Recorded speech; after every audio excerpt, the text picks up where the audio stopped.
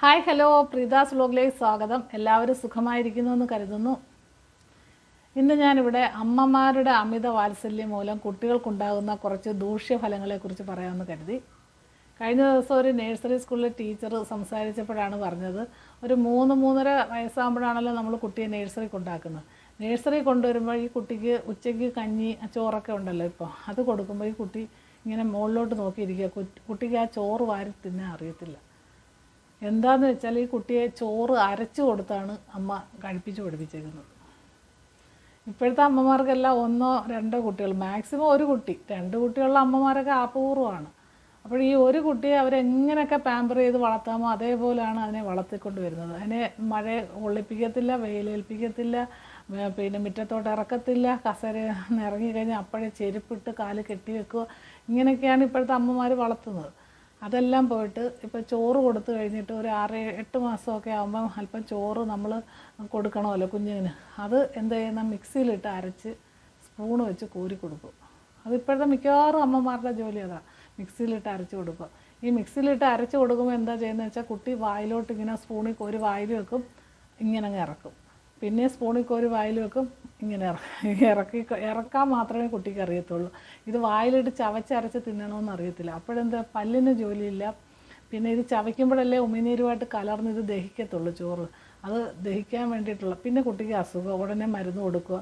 പിന്നെ ഇതൊക്കെ ഇങ്ങനെ പഠിപ്പിച്ചത് കൊണ്ട് ഈ കുട്ടിക്ക് ഇത്രയും 3 വയസ്സായണക്കും ചോറ് നന്നായിട്ട് വാരി തിന്നാനും അറിയത്തില്ല. അതേസമയം അതിൻ്റെ തൊട്ടപ്പുറത്തിരിക്കുന്ന ഒരു കുട്ടി, അതിനെ അങ്ങനെ വലിയ ഇതൊന്നും കാണിക്കാതെ വളർത്തിയിരിക്കുന്നുണ്ട്. ആ കൊച്ച് കൊടുക്കുമ്പോഴേ ആ ചോറ് അവൾ സ്പൂൺ വെച്ച് കോരി കുടിക്കാനും അതിനറിയും. ഇതൊക്കെയാണ് ഒരു ദൂഷ്യഫലങ്ങളെന്ന് പറയുന്നത്. എന്നുവെച്ചാൽ നമ്മളിപ്പോൾ ഒരു 8 മാസമായി ചോറ് കൊടുത്തു കഴിഞ്ഞാൽ ആ കുട്ടിക്ക് പിന്നെ അത് എന്തെങ്കിലും പുളിശ്ശേരിയോ മോരോ എന്തെങ്കിലും, അല്ലെങ്കിൽ നെയ്യോ എന്തെങ്കിലും ഒഴിച്ചാൽ കുഞ്ഞിനെ ചോറ് ഇങ്ങനെ നമ്മളൊക്കെ അങ്ങനെ, നമ്മുടെ കുഞ്ഞുങ്ങളെയൊക്കെ അങ്ങനെ വളർത്തി കൈ വെച്ച് ഇങ്ങനെ നന്നായിട്ട് ഉടച്ച് വായിൽ വെച്ച് കൊടുത്ത് അത് ചവച്ച് ആദ്യം അതിന് ചവയ്ക്കാൻ അറിയത്തില്ല. ആദ്യമൊക്കെ അതിനെ 1 പ്രാവശ്യം 2 പ്രാവശ്യം നമ്മൾ വായിൽ വെച്ച് കൊടുത്ത് പഠിപ്പിച്ച് ആ ടേസ്റ്റ് മനസ്സിലാക്കി അത് ചവച്ച് കഴിച്ച് പഠിപ്പിക്കണം. അതിപ്പോൾ 1 ഉരുളയോ 2 ഉരുളയോ തിന്നത്തുള്ളായിരിക്കും, അത് മതി. ഇവർക്ക് അങ്ങനെയല്ല. ഇപ്പോഴത്തെ അമ്മമാർക്ക് ഒരു ഇതുണ്ട്, അത്രയും ചോറ് കുഞ്ഞ് കഴിച്ചിരിക്കണം. കഴിക്കുമ്പോഴത്തേനും അതിനെല്ലാം കഴിക്കാൻ പറ്റാത്തതിന് ഉടനെ മിക്സിയിലിട്ട് അരച്ചിട്ട് ഒരു മൊബൈൽ ഫോൺ കൈ കൊടുക്കും. ആ മൊബൈൽ ഫോണിലോട്ട് കുഞ്ഞിങ്ങനെ നോക്കിയിരിക്കുന്ന സമയത്തിന് ഇത് കോരിയും കൊടുക്കുക. അപ്പോഴത്തേനും ഈ കുട്ടി ഇതങ്ങ് ഇറക്കി പഠിച്ചേക്കുക, ചവയ്ക്കുന്ന അറിയത്തില്ല. അതുപോലെ എല്ലാത്തിൻ്റെ രുചി അറിയത്തില്ല. മോരൊഴിച്ചാൽ അറിയത്തില്ല, പുളിശ്ശേരി ഒഴിച്ചാൽ അറിയത്തില്ല, നല്ല പച്ചക്കറികളൊന്നും കൊടുക്കത്തില്ല. എല്ലാം ഒന്നി മീൻ ഇറക്കി, ചിക്കൻ അല്ലെങ്കിൽ മീൻ, ഇത് രണ്ടും ഏതെങ്കിലും ഒന്ന്, അത് മാത്രം കൊടുത്ത് അതേ കുട്ടി കഴിക്കുകയുള്ളൂ. അല്ലെങ്കിൽ അവൻ ചോറുണ്ണത്തില്ല ചേച്ചി എന്നാണ് പറയുന്നത്. അങ്ങനെ പഠിപ്പിച്ച് വെച്ചിരിക്കുകയാണ് ഇപ്പോഴത്തെ കുട്ടികളെയെല്ലാം. അതുകൊണ്ട് അതൊക്കെ വളരെ തെറ്റായിട്ടുള്ള കാര്യങ്ങളാണ്. ഇപ്പോഴേ ആകുമ്പം നമുക്കത് മാറ്റിയെടുക്കാൻ പറ്റും, കുറച്ച് ശ്രമിച്ചേ പറ്റുള്ളൂ. അല്ലാതെ നിങ്ങൾ പെട്ടെന്ന് ഒരു ദിവസം കുഞ്ഞ് കരഞ്ഞ് വിളിച്ച് മാറ്റിയെടുക്കാനൊന്നും പറ്റത്തില്ല. പതുക്കെ ആ ശീലങ്ങളൊക്കെ നമ്മൾ മാറ്റിയെടുക്കണം. അതേപോലെ വലിയ കുട്ടികളുണ്ട്, അവർക്ക് ഇപ്പോഴും അമ്മയും അച്ഛനൊക്കെ സ്നേഹം കാരണം ചോറ് വാരി കൊടുക്കും. ഇപ്പം നമ്മൾ കുറേ സ്നേഹിക്കുന്ന കുട്ടികളാകുമ്പോൾ ഒരു ദിവസം ഒരു ഉരുള ചോറൊക്കെ ഒന്ന് വാരി കൊടുക്കുക. സ്നേഹം കൊണ്ടൊന്ന് അടുത്ത് വന്നിരിക്കുമ്പോൾ വായിൽ വെച്ച് കൊടുക്കാം, ഇല്ലെന്ന് പറഞ്ഞാൽ അത് നല്ലത്. അമ്മയുടെ അച്ഛൻ്റെ സ്നേഹം ആ കുട്ടി ഇപ്പോൾ ഒരു 10-28 വയസ്സോ അല്ലെങ്കിൽ 15-20 വയസ്സുള്ള കുട്ടിക്കായാലും നമുക്ക് ഒരു ഉരുള ചോറൊക്കെ കൊടുക്കുന്നതുകൊണ്ട് കുഴപ്പമില്ല. ഒരു വീട്ടിൽ ഞാൻ ചെന്നപ്പോൾ ആ കുട്ടിയുടെ അമ്മ മൊത്തം ചോറും ആ കൊച്ചിന് വാരി കൊടുക്കുക, അല്ലെങ്കിൽ ചോറുണ്ണത്തില്ലെന്ന്. 15-20 വയസ്സുള്ള, 19-20 വയസ്സ് കാണും ആ കുട്ടിക്ക്. അമ്മ വാരി കൊടുത്താലേ കുഞ്ഞിപ്പോഴും ചോറുണ്ണത്തുള്ളൂ. ഇങ്ങനെയൊക്കെ പഠിപ്പിച്ച് വെക്കുന്ന കുട്ടികളുടെ ഒരു അവസ്ഥയൊന്ന് ഓർത്ത് നോക്കും. ഇതൊക്കെ എന്ത് വളരെ തെറ്റായ കാര്യങ്ങളാണെന്ന് അമ്മമാർക്ക് അറിയത്തില്ല. അതേസമയം കുട്ടികൾ അത് സ്നേഹം കഴിക്കത്തില്ല, അല്ലെങ്കിൽ കഴിക്കത്തില്ല. കൊച്ചുണങ്ങി പോകുന്നതുകൊണ്ട് അമ്മ വാരി കൊടുക്കുക സ്കൂളിൽ നിന്ന് വന്നിട്ടോ അല്ലെങ്കിൽ കോളേജിൽ നിന്ന് വന്ന കുട്ടിയെ. എനിക്കതൊക്കെ ഭയങ്കര അതിശയമായിട്ടാണ് തോന്നിയത്. കാരണം നമുക്കൊന്നും ഇതുപോലെ വാരി തന്നിട്ടില്ല, ഒന്നാമത്തെ കാര്യം. രണ്ടാമത്, പണ്ടൊക്കെ അമ്മമാർ എന്താ ചെയ്യുന്നത്, ഒരു പരുവായി കഴിഞ്ഞാൽ ചോറ് പാത്രത്തിൽ ഇട്ട് അവിടോട്ട് വെച്ചേക്കത്തേ ഉള്ളൂന്നാണ്.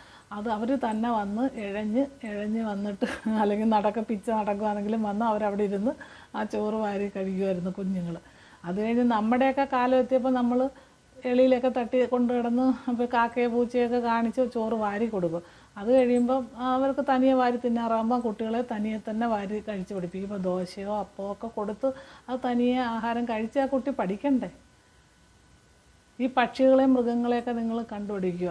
അപ്പോൾ അവർ ഇതുവരെ അവർ വായിൽ വെച്ച് കൊടുക്കും. അത് കഴിഞ്ഞാൽ പിന്നെ അവർ പറത്തി വിടത്തേ ഉള്ളൂ. ഏത് കിളിയായാലും അവരെ അതിനെ പറക്കാൻ പഠിപ്പിക്കുക.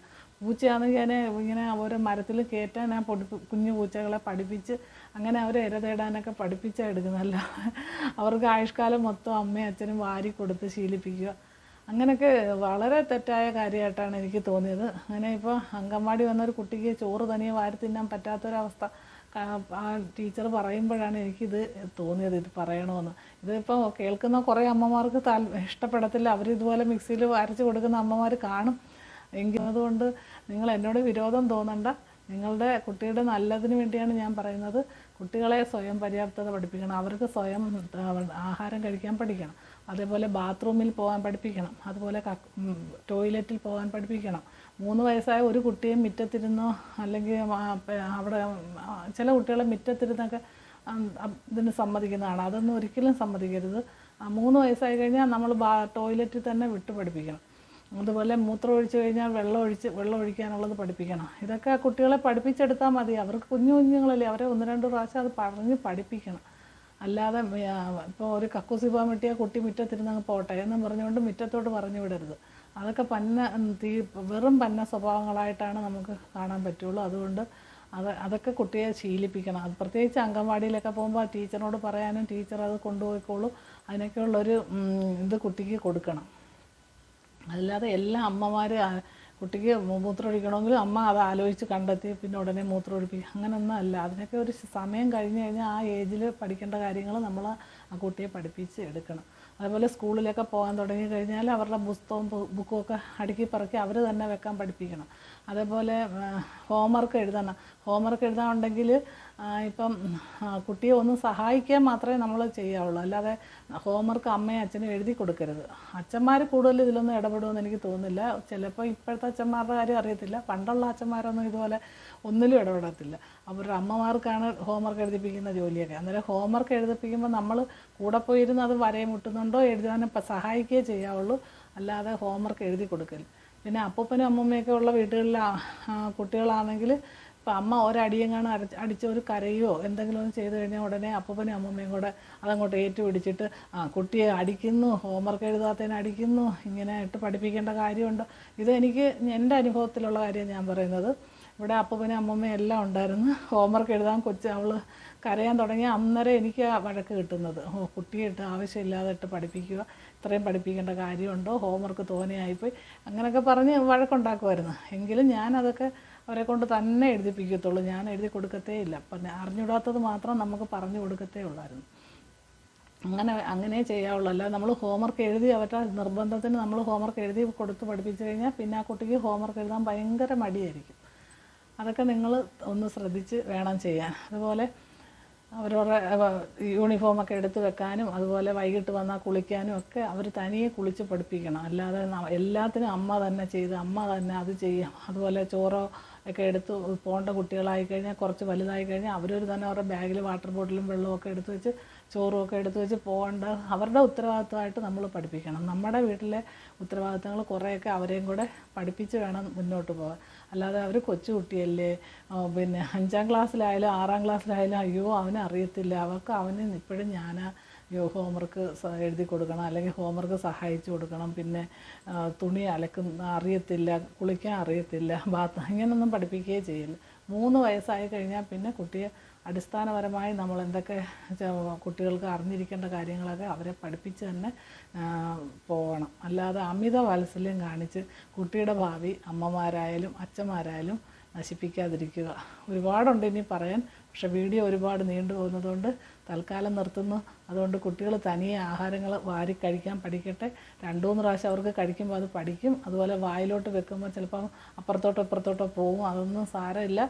അതൊക്കെ അങ്ങനെ തന്നെ എല്ലാവരും പഠിച്ചിട്ട് വന്നിട്ടുള്ളത്. അതുകൊണ്ട് അതിലൊന്നും വലിയ കാര്യമായിട്ട് വിചാരിക്കേണ്ട. ഇത് എൻ്റെ ഒരു അഭിപ്രായം ഞാൻ എൻ്റെ ചാനലിലൂടെ പറഞ്ഞതേ ഉള്ളൂ. ഇത് അധികം ആർക്കും വിഷമം ഉണ്ടാക്കാൻ വേണ്ടിയിട്ട് ഞാൻ പറഞ്ഞതല്ല എന്ന് പറഞ്ഞുകൊണ്ട് തൽക്കാലം നിർത്തുന്നു. മറ്റൊരു വീഡിയോയുമായി നാളെ കാണാം. ബൈ.